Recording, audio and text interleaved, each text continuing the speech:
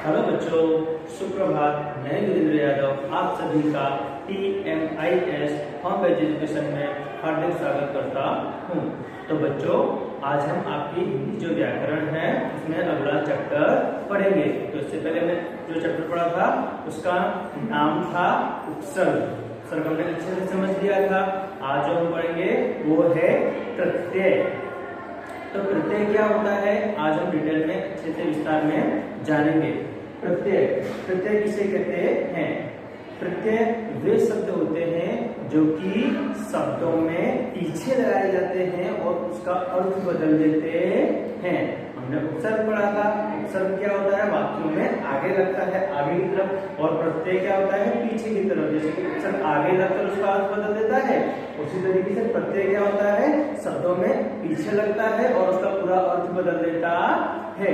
तो चलिए हम जानते हैं।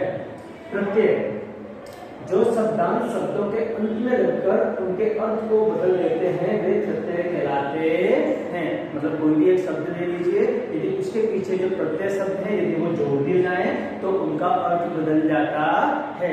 तो सरल भाषा में कह सकते हैं वे प्रत्यय शब्द जो शब्दों के पीछे लगकर उनका अर्थ बदल देते हों उन्हें हम प्रत्यय कहते हैं। तो आइए अब हम कुछ उदाहरण देख लेते हैं। सबसे पहले उदाहरण देखते हैं, जैसे जलज और पंकज। यदि आप देखोगे यहाँ पे ज अलग कलर का दिख रहा है और इसमें भी ज अलग दिख रहा है, तो सबसे पहले हम जल लेंगे। यदि आप इतना देखोगे तो इसका मतलब क्या हो जाएगा? सिर्फ जल मतलब पानी। ठीक है, और उसमें हम क्या लगा देंगे? जल। जल मतलब पानी। यदि हम उसमें हमने ज लगा दिया तो क्या बन गया? पूरा नया शब्द बन गया जलज। इसका अर्थ क्या हो जाएगा? जन्म लेने वाला, मतलब कमल। क्या हो जाएगा? पूरा इसका मतलब हो जाएगा जलज का मतलब हो जाएगा यहाँ पे कमल। दूसरा उदाहरण देखते हैं हम, पंकज। इसी प्रकार पंख शब्द में ज प्रत्यय लगकर पंकज बनता है, जिसका मतलब क्या होता है? कमल। इसका भी अर्थ क्या होता है? कमल होता है। तो यहाँ हमने देखा कि प्रत्यय क्या है? शब्दों के अंत में लगता है और उसका अर्थ बदल देता है। तो वो क्या बन जाता है? एक नया शब्द बन जाता है। जैसे कि हमने इससे पहले देखा जलज और पंकज। तो आइए अब हम इसके प्रकार की ओर बढ़ते हैं। इसके कुछ प्रकार होते हैं। सबसे पहले हम देखेंगे कि कृत प्रत्यय। कृत प्रत्यय किसे कहते हैं वो हम जानेंगे। जो प्रत्यय धातुओं के अंत में लगते हैं वे कृत प्रत्यय कहलाते हैं। वो धातु शब्द जो कि क्या होते हो? शब्द के अंत में, मतलब पीछे लगाए जाते हो, वो कृत प्रत्यय कहलाते हैं। कृत प्रत्यय के योग से बने शब्दों को कृतदंत मतलब कृदंत कहते हैं। क्या होता है? ये शब्दों के जब अंत में लगता है तो क्या बन जाता है?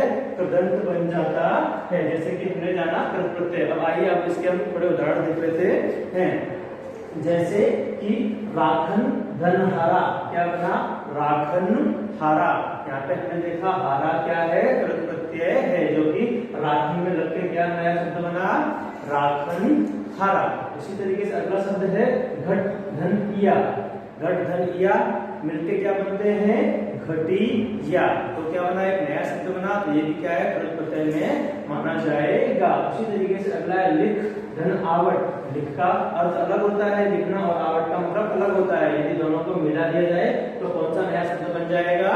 लिखावट। आगे चलते हैं हम, कर्तृवाचक कृदंत। दूसरा क्या है? कर्तृवाचक कृदंत। इसके बारे में भी जानते हैं। ये कौन सा प्रत्यय होता है कि जिस प्रत्यय से बने शब्द से कार्य करने वाले अर्थात कर्ता का बोध होता हो। इसमें क्या होता हो? कार्य करने जो करता है, जो काम कर रहा है उसका बोध होता हो, तो उसे हम क्या कहेंगे? कर्तृवाचक कृदंत कहते हैं। क्या कहलाता है? कर्तृवाचक पदत्व कहलाता है। इसके लिए हम कुछ उदाहरण देख लेते हैं जिससे कि हम आसानी से समझ पाएंगे। जैसे कि पढ़ना। पढ़ना क्या है? एक क्रिया है और वो किसके द्वारा की जाती है? कर्ता के द्वारा की जाती है। तो हम कर्तृवाचक की पदत्व पढ़ रहे हैं, तो इस सामान्य क्रिया के साथ वाला प्रत्यय यदि हम लगा देंगे तो क्या बन जाएगा? पढ़ने वाला। तो इसमें जो वाला है वो क्या हो जाएगा, कर्तृवाचक कृदंत कहलाएगा। इसके और भी हम उदाहरण देख लेते हैं जो कि इस प्रकार से है। यहाँ पे आपको दिए हैं प्रत्यय और शब्द रूप, मतलब नए शब्द जो बनते हैं उससे मिलकर वो सेम यहाँ पे दिया गया है। तो दोनों हम अच्छे से विस्तार में जान लेते हैं, कुछ उदाहरण अच्छे से दिए हैं। सबसे पहला हम लेंगे वाला, ठीक है। तो पढ़ना क्या है, एक क्रिया है, यदि उसमें वाला लग जाएगा तो क्या बन जाएगा, पढ़ने वाला। उसी तरीके से है लिखने वाला, और आगे है रख वाला, मतलब जो रखता हो तो वो क्या बन जाएगा, नया शब्द रख वाला। इसी तरीके से यहाँ पे आउ प्रत्यय है, उससे भी कुछ नए शब्द बनते हैं, जैसे कि यहाँ पे बिक मतलब बेचना, कुछ चीज बेचते हैं, यदि उसमें आउ जुड़ जाएगा तो क्या बन जाएगा, बिकाऊ। उसी तरीके से यहाँ पे है टिक, मतलब कोई भी चीज टिकना, रखना, कुछ भी टिकाना, यदि इसमें आउ लग जाएगा तो नया शब्द क्या बन जाएगा, टिकाऊ। उसी तरीके से यहाँ पे है चलाऊ, चल धन आऊ बन गया चलाऊ। अगला प्रत्यय में देखेंगे आका, इसमें भी क्या है कि शब्दों के पीछे आका लगने के बाद भी उसका अर्थ बदल रहा है। जैसे कि यहाँ पे लड़ क्या है, एक क्रिया है लड़ना, यदि उसमें आका लग जाएगा तो क्या बन जाएगा, लड़ाका। उसी तरीके से यहाँ पे है धड़ाका, और आगे है धम, मतलब धम धन आका बन जाएगा धमाका।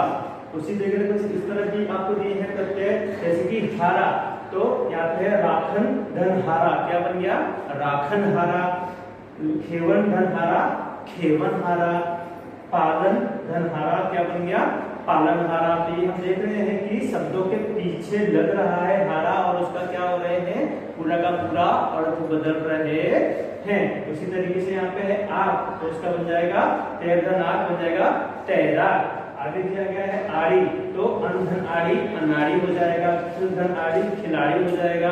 उसी तरीके से अब धन आड़ी अगाड़ी हो जाएगा। आगे और भी कुछ उदाहरण है जो हम देख लेते हैं, जैसे कि अगला प्रत्यय दिया है यहाँ पे आलू। अब कुछ शब्दों में आलू लगाने से पीछे भी क्या होता है, उसका पूरा अर्थ बदल रहा है। जैसे कि यहाँ पे झगड़ धन आलू क्या हो गया, झगड़ालू, झगड़ा करने वाला। दय धन आलू दयालु हो गया। कृप धन आलू कृपालु हो गया। उसी तरीके से यहाँ पे एरा लगाने से भी, प्रत्यय एरा लगाने के बाद भी शब्दों का क्या हो रहा है, पूरा अर्थ बदल रहा है। जैसे कि लूट धन एरा क्या हो जाएगा, लुटेरा। सब धन एरा बन जाएगा सपेरा, ठीक है। अगला है प्रत्यय एया, तो एया लगाने से भी क्या हो रहा है, शब्द बदल रहे हैं। जैसे कि गौधन अय्या क्या हो गया, गवैया, गाने वाला। उसी तरीके से रख धन अय्या हो गया रखदिया, और लुट धन अय्या हो गया लुटैया। आगे कुछ और भी प्रत्यय है जहाँ पे ऊ लगाने से उसका क्या हो रहा है, अर्थ बदल रहा है। तो ये भी प्रत्यय है ऊ, जिसमें लड़ धन ऊ बन गया लड़ाऊ। कमा, कमा धन ऊ मिलकर क्या बना यहाँ पे कमाऊ, और खा धन ऊ बन के क्या बन गया नया शब्द खाऊ। उसी तरीके से यहाँ पे इया दिया है, शब्दों में पीछे इया लगाने से भी क्या हो रहा है, उसका पूरा का पूरा अर्थ बदल रहा है। जैसे कि यहाँ पे है बढ़ धन इया हो गया बढ़िया, घट धन इया बन गया घटिया, और अख भी एक प्रत्यय है, तो ये भी शब्दों के पीछे लगेगा तो उसका पूरा अर्थ बदल जाएगा। जैसे कि धावक, ठीक है, तो धाव धन अख बन गया धावक। सहायक धन अक बन गया सहायक, सहायता करने वाला। उसी तरीके से पाल धन आग बन गया पालक, मतलब पालने वाला। आगे हम चलते हैं अगले पद की तरफ। तो अगला क्या है, कर्मवाचक पद। ये प्रत्यय का कौन सा रूप है, तीसरा रूप है, जिसका क्या नाम है कर्मवाचक पद। तो ये क्या होता है, चलिए हम जानते हैं। सबसे पहले इसकी परिभाषा कि जिस प्रत्यय से बने शब्द से किसी कर्म का बोध हो वह कर्मवाचक पद कहलाता है। मतलब क्या होता हो, कर्म का बोध होता हो। जैसे राधा पढ़ रही है तो उसमें कर्म नहीं है, यदि हम बोलेंगे राधा किताब पढ़ रही है तो वो क्या हो जाएगा, किताब कर्म हो जाएगा। तो इस तरीके से यहाँ पे दिया है, जिस प्रत्यय से बने शब्द से किसी कर्म का बोध हो वो कर्मवाचक कहलाता है। तो इसके लिए हम कुछ उदाहरण देख लेते हैं। जैसे कि यहाँ पे है गा, गा मतलब कोई भी गाना, मतलब जैसे गा मतलब कुछ भी गा रहा है, क्रिया हो गई। यदि उसमें ना लग जाएगा तो क्या शब्द बन जाएगा, पूरा गा ना, क्रिया हो गई। उसी तरीके से शुंग, शुंग में यदि ना लग जाएगा, प्रत्यय लग जाएगा तो उससे क्या बन जाएगा नया शब्द शुंभ ना। ठीक है, तो यहाँ पे ना क्या है कर्मवाचक पदार्थ में माना जाएगा। उसी तरीके से है बिछ में ओना, सब प्रत्यय लगाने से क्या बन जाएगा यहाँ पे बिछौना। आप देख रहे हो यहाँ पे कि बिछ में हम ओना लगा देंगे तो क्या बनेगा नया शब्द यहाँ पे बिछौना बन जाएगा। तो आइए इसके हम और भी उदाहरण देख लेते हैं। आगे चलते हैं हम कर्णवाचक पदार्थ। तो कर्णवाचक पदार्थ किसे कहेंगे? जिस प्रत्यय से बने शब्द से क्रिया के साधन अर्थात कर्ण का बोध हो वो कर्णवाचक पदार्थ कहलाता है। जैसे रेत में ई लगाने से, ई प्रत्यय लगाने से क्या शब्द बन गया रेती।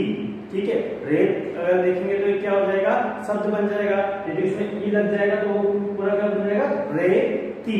तो ई क्या है इसमें कर्णवाचक पदार्थ का कार्य कर रही है।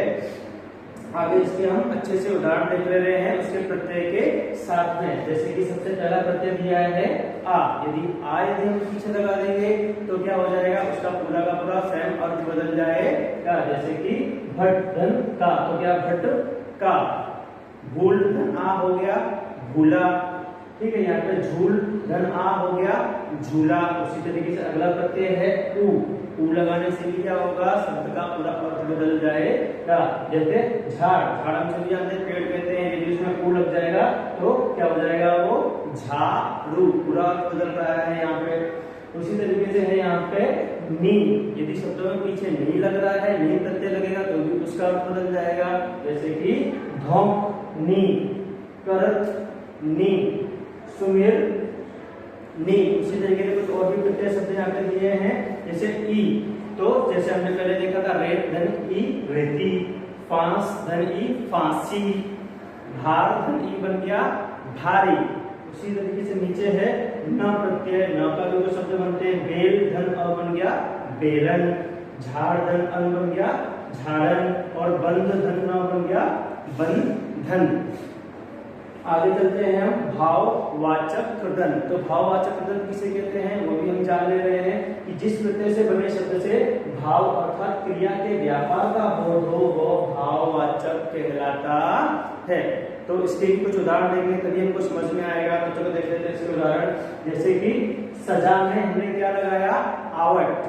ठीक है, तो वो क्या शब्द बन गया पूरा का पूरा सजावट। तो यहाँ पे आवट क्या है प्रत्यय का काम कर रहा है। तो सजा में आवट प्रत्यय लगाने से नया शब्द बन गया, उसे क्या कह देंगे हम सजावट। मतलब पीछे लगकर उसका क्या कर रहा है पूरा अर्थ बदल रहा है, क्रिया के काम में क्रिया के रूप में वो परिवर्तन हो रहा है। आगे देख लेते हैं इसके कुछ और उदाहरण, कौन कौन से प्रत्यय होते हैं और नए शब्द कौन कौन से इससे बन सकते हैं। जैसे कि यहाँ पे दिया है अन। ठीक है, यहाँ पे चल धन अन क्या बन गया चलन, मन धन अन बन गया मनन, मिल धन अन बन गया मिलन। उसी तरीके से आवा प्रत्यय लगाने से कुछ शब्द बदल रहे हैं। जैसे कि भूल, तो आवा लगाकर क्या बन जाएगा उसका भुलावा। ठीक है, छल, छल में आवा लग जाएगा तो क्या बन जाएगा छलावा। उसी तरीके से दिख धन आवा, तो क्या हो जाएगा यहाँ पे दिखावा। यहाँ पे प्रिंटिंग मिस्टेक हो गई है, दिखावा होना चाहिए। आगे है आई, आई प्रत्यय लगाने से भी कुछ शब्दों में परिवर्तन आ रहा है। जैसे कि कम धन आई कमाई, चढ़ धन आई क्या बन गया चढ़ाई। उसी तरीके से लड़ धन आई बन जाएगा लड़ाई। अगला प्रत्यय है यहाँ पे आहट, जिससे कि बनता है घबराहट चिल्लाहट। ठीक है, तो ये भी नए शब्द बन रहे हैं प्रत्यय शब्द लगाने से। आगे है औती, जैसे कि मनौती फिरौती। ठीक है, चुनौती, तो चुन क्या है एक शब्द है उसमें औती लगाने से क्या बन गया है वो चुनौती। उसी तरीके से यहाँ पे आप देख रहे हो फिर धन औती बन गया है फिरौती। यहाँ पे मन धन औती क्या बन गया है मनौती। मतलब पीछे प्रत्यय औती लगाने से उसका क्या हो रहा है पूरा का पूरा अर्थ बदल रहा है। उसी तरीके से कुछ शब्दों में प्रत्यय अंत लगाने से क्या होता है उसका पूरा अर्थ बदल रहा है। जैसे भिड़ धन अंत बन जाएगा भिड़न। ठीक है, घड़ धन अंत बन जाएगा यहाँ पे गढ़न, मतलब गढ़ने वाली कुछ भी बात हो सकती है यहाँ पे। आगे है आवट, आवट प्रत्यय लगाने से कुछ शब्दों का अर्थ बदल रहा है, जैसे कि सज धन आवट क्या बन जाएगा, सजावट। बन धन आवट मिलेगा तो क्या बन जाएगा यहाँ पे, बनावट। और यहाँ पे रुक धन आवट बन के बन जाएगा यहाँ पे रुकावट।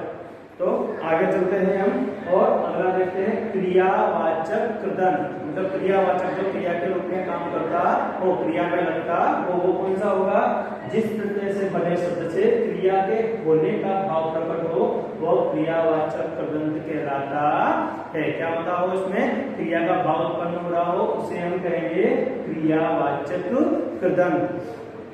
चलिए इसका कुछ उदाहरण देख लेते हैं, जैसे कि भागता हुआ, लिखता हुआ आदि। इसमें क्या है, पीछे हुआ लगेगा, ता के साथ में पीछे हुआ लगेगा तो वो क्या हो जाएगा, क्रियावाचक कृदंत कहलाएगा। जैसे कि इसमें मूल धातु के साथ क्या लगता है, ता। जैसे कि हम देख रहे हैं भाग के साथ में क्या लगा है, ता, और यहाँ पे लिख के साथ में क्या लगा है, ता।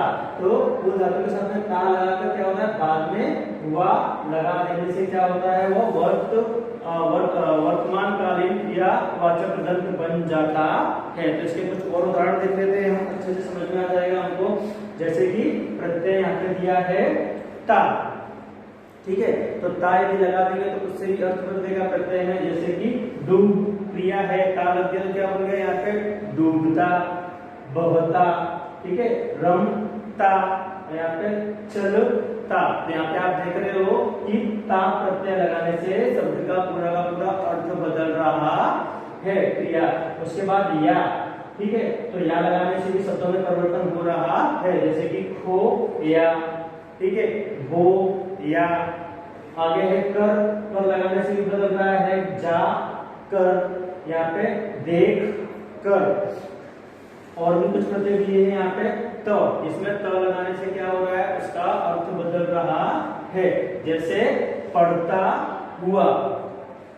आगे आ लगाने से भी, प्रत्यय आ लगाने से भी शब्दों का अर्थ बदल रहा है, जैसे कि सूख धन आ सूखा, भूख धन आ हो जाएगा यहाँ पे भूखा, बैठ धन आ बन जाएगा यहाँ पे बैठा। इसी तरीके से न लगाने से भी पूरा शब्द बदलेगा। न प्रत्यय लगाने से कौन कौन से होंगे, जैसे कि एग्जाम्पल यहाँ पे दौड़ ना और सो ना। आगे बढ़ते हैं हम,